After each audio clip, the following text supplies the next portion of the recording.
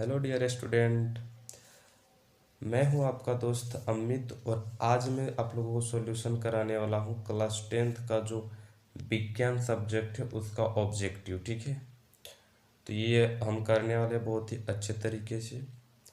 तो यदि आप भी क्लास 10th में हो और जैक बोर्ड का तैयारी कर रहे हो और अगर आप चाहते हो कि ये जो बच्चे 1-2 महीने हैं हमारे पास, जो 1 महीने हैं उसमें अच्छे से तैयारी करें, तो ये जो झारखंड बोर्ड के द्वारा जो मॉडल सेट भेजा गया है, अगर आप इसकी तैयारी बहुत अच्छे तरीके से कर लेते हैं तो आपके मार्क्स में ज़रूर बढ़ोतरी होगी। ठीक है, तो यही हम तैयारी करवाने वाले हैं। तो चलिए वीडियो स्टार्ट करते हैं। तो देखते हैं सबसे पहले हमारा पहला क्वेश्चन क्या है। ठीक है, पहला क्वेश्चन अगर हम देखते हैं तो पहला क्वेश्चन क्या है कि पहला क्वेश्चन है हमारा, दाढ़ी बनाने वाले किस प्रकार के दर्पण का उपयोग किया जाता है। यानी कि दाढ़ी बनाने में हम लोग किस प्रकार के दर्पण का उपयोग करते हैं। तो इसका आंसर क्या हो जाएगा हमारा, अवतल दर्पण, यानी ऑप्शन नंबर हमारा सी हो जाएगा। अवतल दर्पण का अर्थ क्या होता है, जो थोड़ा सा अंदर और धंसा हुआ रहता है।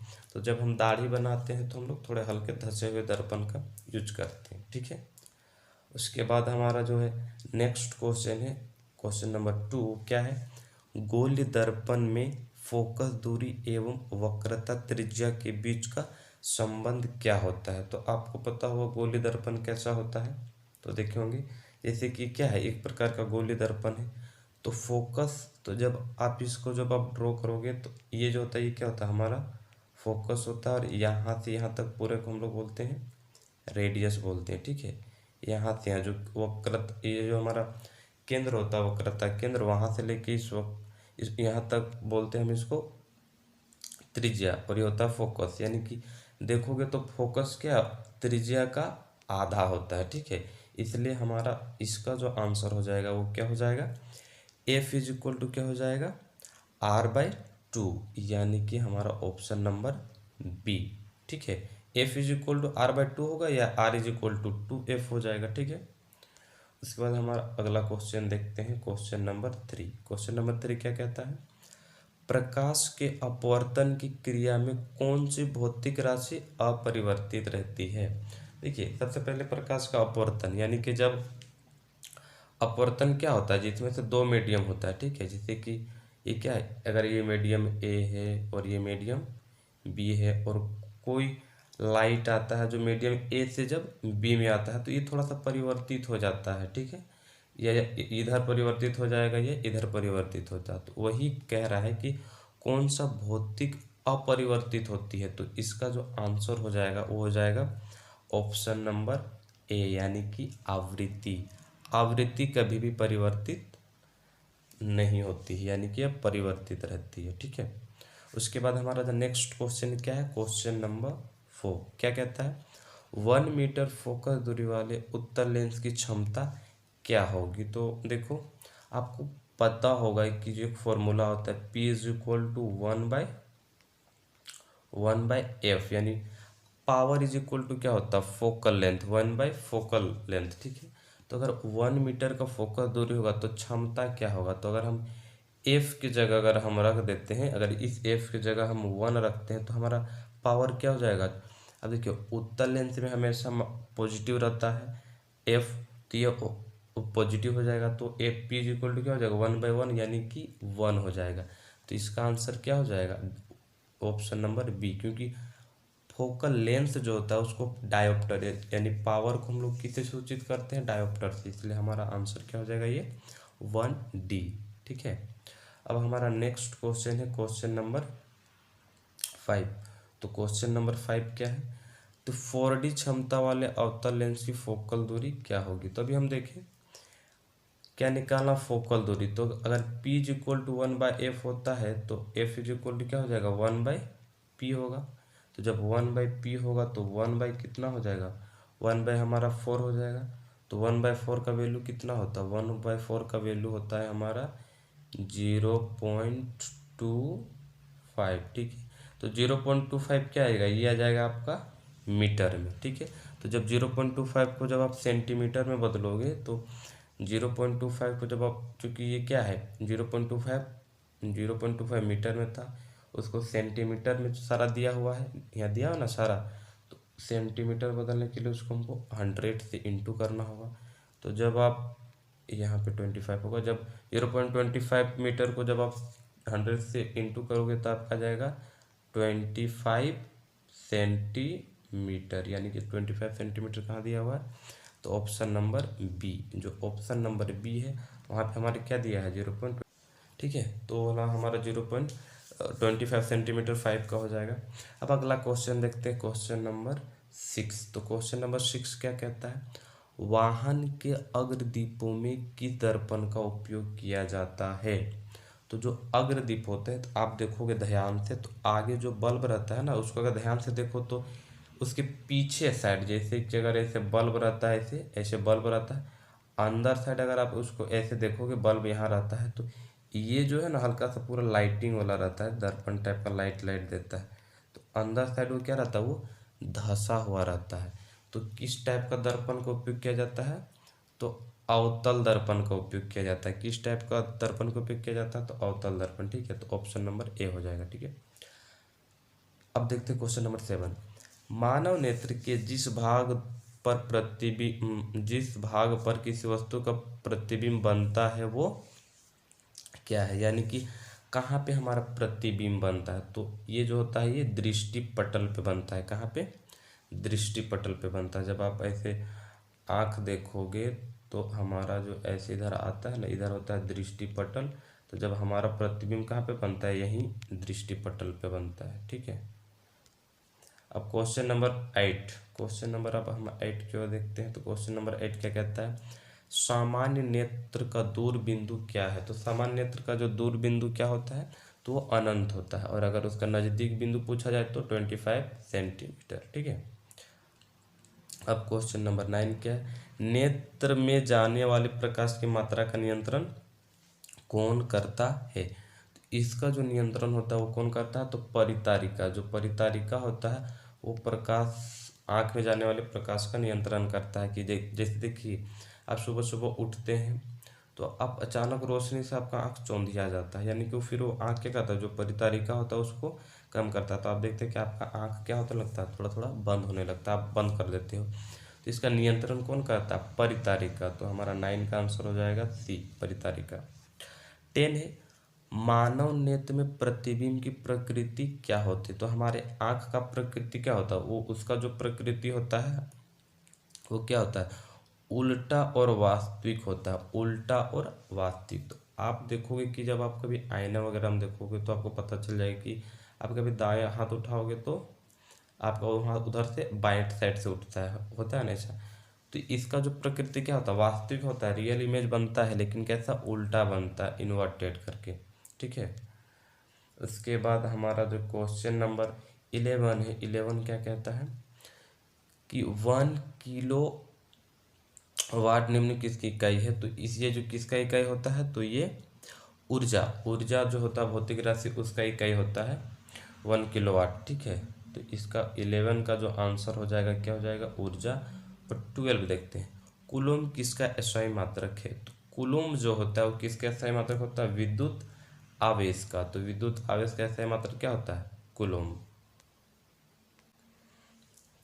फिर आगे क्वेश्चन देखते हैं हम, क्वेश्चन नंबर 13। 13 क्या है कि क्वेश्चन नंबर 13 दिया है कि विद्युत मोटर एक युक्ति है जो परिवर्तित करती है, यानी कि विद्युत मोटर किसको परिवर्तित करता है। तो आप देखोगे जो विद्युत मोटर होता है वो करंट को, यानी विद्युत ऊर्जा को यांत्रिक ऊर्जा में परिवर्तित करता है, यानी क्वेश्चन हमारा ऑप्शन नंबर हो जाएगा बी। अब क्वेश्चन नंबर 14 में आते हैं। क्वेश्चन नंबर 14 कहता है जल का विद्युत अपघटन किस प्रकार की अभिक्रिया है। तो जल का जो विद्युत घटन है, जब जल का विद्युत अपघटन करते हैं तो किस प्रकार का अभिक्रिया हो जाता है, तो वियोजन अभिक्रिया हो जाता है, क्योंकि उसमें क्या होता है, वो जल को क्या करता है, वो तोड़ता है। तो इसलिए क्या हो जाएगा उसका, ये वियोजन अभिक्रिया हो जाएगा। ठीक है, अब क्वेश्चन नंबर हम देखते हैं 14। तो 14 तो हो गया। 15 देखते हैं, तो 15 क्या है, 15। देखिए हमारा यहाँ पे दिया हुआ है कॉपर ऑक्साइड है और हाइड्रोजन दिया हुआ है। तो यहाँ कॉपर हो गया और यहाँ पे ये जो जल बदल जाता है, तो दी हुई अभिक्रिया में किस प्रकार का उपचयन हो रहा है। ठीक है, किस पदार्थ का उपचयन हो रहा है। तो देखिए, उपचयन का डेफिनेशन क्या होता है, उसका परिभाषा कि किसी भी पदार्थ में अगर ऑक्सीजन जुड़ता है तो उपचयित होता है, यानी कि ऑक्सीजन का जुड़ना या हाइड्रोजन का घटना ही उपचयन होता है। तो आप देखिए यहाँ पे ऑक्सीजन जो है, पहले हाइड्रोजन जो H2 है, यहाँ पे ऑक्सीजन नहीं था, लेकिन यहाँ पे क्या हो जाता है, ऑक्सीजन होता है, यानी कि इसमें ऑक्सीजन क्या हुआ, जुड़ा पे हाइड्रोजन में ऑक्सीजन जुड़ा, इसलिए हाइड्रोजन का क्या हो गया, उपचयन हो गया। और कॉपर का पहले ऑक्सीजन था, अब यहाँ पे नहीं, यानी कॉपर का क्या हो गया, उपचयन।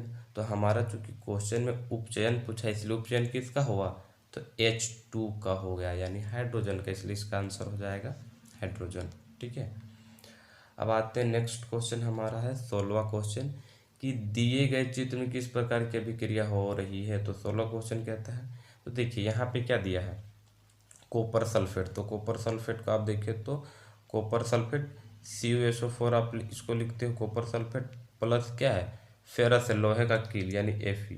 तो आप देखोगे, आप ये इक्वेशन देखे हो, CuSO4 प्लस Fe, तो ये क्या कर देता है, FeSO4 कर देता है, FeSO4 हो जाएगा, प्लस हो जाएगा Cu। ठीक है, तो आप क्या देखते हो, ये विस्थापित कर दे रहा है, जो Fe है किसको विस्थापित कर देता है, कॉपर को, इसलिए किस प्रकार की अभिक्रिया हो रही है, तो विस्थापन अभिक्रिया, यानी कि ऑप्शन नंबर यहाँ हो जाएगा C। ठीक है, अब देखते हैं हम क्वेश्चन नंबर 17 देखते हैं। तो 17 में क्या है कि निम्नलिखित में कौन प्राकृतिक सूचक का उदाहरण है।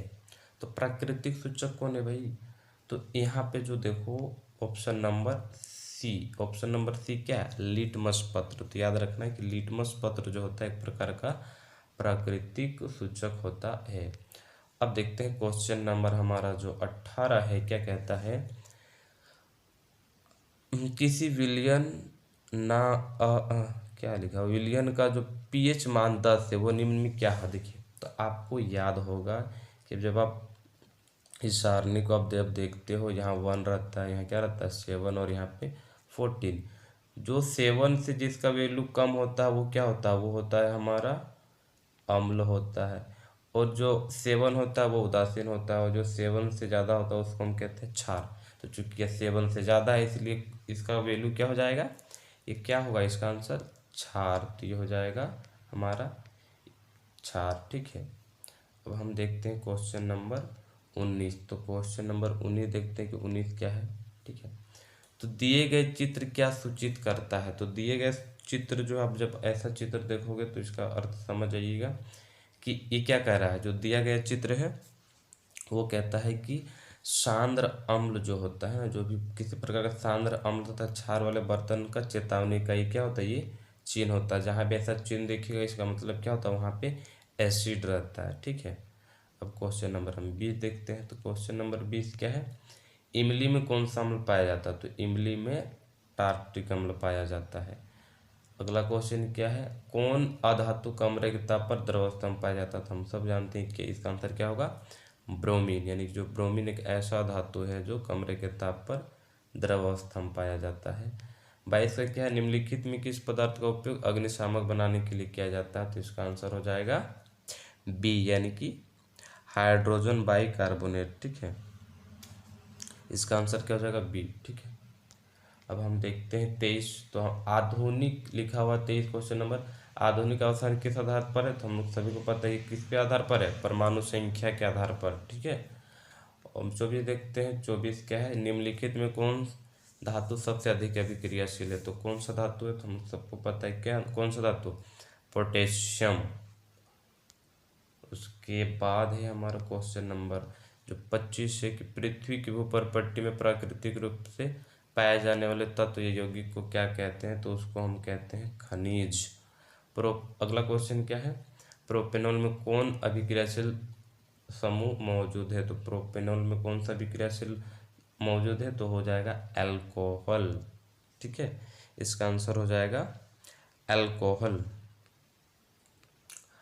प्रकाश संश्लेषण प्रक्रिया में निम्नलिखित में क्या नहीं होता है। तो जब आप देखोगे कि प्रकाश संश्लेषण क्रिया में क्या नहीं होता है, तो इसका आंसर है सी, कार्बन डाइऑक्साइड मुक्त नहीं होता। कार्बन डाइऑक्साइड मुक्त नहीं होता बल्कि कार्बन डाइऑक्साइड का तो उपयोग किया जाता है, इसलिए आंसर हो जाएगा सी। 28 है फ्लोएम से खाद्य पदार्थों का परिवहन पौधे में किस दिशा में होता है, तो ये ऊपर और नीचे दोनों ओर होता है, तो इसका आंसर हो जाएगा ऊपर और नीचे दोनों ओर। ठीक है, अब क्वेश्चन नंबर जो हमारा 29 है क्या है, वृक्क की रचनात्मक और क्रियात्मक इकाई क्या है, तो वृक्क का अणु होता है इसका आंसर, लेकिन यहाँ वृक्क दिया हुआ है तो आपका आंसर ये हो जाएगा। ठीक है, उसके बाद अगला क्वेश्चन है क्वेश्चन नंबर 30 क्या, फल को पकाने के लिए कौन सा हार्मोन उत्तरदायी है, तो फल को पकाने के लिए हमारा जो एथिलीन नामक हार्मोन है ये जिम्मेदार होता है। एस्ट्रोजन स्रावित होता है, तो एस्ट्रोजन एक किस प्रकार का कैसा ये है, तो ये है अंडाशय के द्वारा, किसके द्वारा स्रावित होता है, ये अंडाशय जो होता है उसके द्वारा ही स्रावित होता है। ठीक है, न अगला क्वेश्चन है कि नर युग्मक और मादा युग्मक के संलयन को क्या कहते हैं, तो निषेचन कहते हैं, तो इसका आंसर हो जाएगा निषेचन। अगला क्वेश्चन है दिए गए चित्र में कौन सा जनन हो रहा है, तो चूंकि ये मुकुल से बन रहा है इसलिए इसका आंसर हो जाएगा मुकुलन। ठीक है, अगला क्वेश्चन है कि पक्षी और चमगादड़ के पंख हैं, तो इनका पंख कैसा होता है, समरूप पंख होता है। यहाँ पे ऑप्शन दिया समरूप, नहीं दिया है, यहाँ पे समजात अंग नहीं है, तो ये कैसा अंग हो जाएगा, असमजात अंग, क्योंकि समरूप अंग इसका आंसर होता है, तो यहाँ दिया नहीं है तो इसका आंसर हो जाएगा असमजात अंग। क्वेश्चन नंबर 35 का, मेंडल अपने प्रयोग के लिए किस पौधे को चुना, तो हम सबको पता है वो है मटर। निम्नलिखित में कौन उत्पादक है, तो उत्पादक कौन होता है हमेशा, घास, तो हमारा घास क्या हो जाएगा, इसका आंसर हो जाएगा। 27 में है कि किस आहार श्रृंखला में शाकाहारी का निर्माण होता है, तो हो जाएगा इसका जो है प्रथम पोषी अंसर, यानी कि ऑप्शन नंबर हमारा ए। ठीक है, ओजोन परत के अपक्षय के लिए जिम्मेदार है, तो कौन है भाई, क्लोरोफ्लोरोकार्बन। फिर है हमारा निम्नलिखित में कौन क्या है, क्वेश्चन नंबर 39 कि निम्नलिखित में कौन जैव मात्रा ऊर्जा स्रोत का उदाहरण नहीं है, तो इसका आंसर हो जाएगा नाभिकीय ऊर्जा। ठीक है, और हमारा है अंतिम क्वेश्चन, पवन ऊर्जा उत्पादन के लिए पवन की चाल न्यूनतम कितनी होनी चाहिए, तो सबको याद रखिएगा कि होनी चाहिए 15 मीटर पर सेकेंड। ठीक है, तो ये हमारा जो है क्लास 10 का जो विज्ञान का ऑब्जेक्टिव क्वेश्चन है वो पूरी तरह से सॉल्व हो चुका है। आप चाहे तो इसको अपने कॉपी में नोटबुक करें और इसको अच्छे से कर लें। ठीक है, तब तक के लिए टाटा।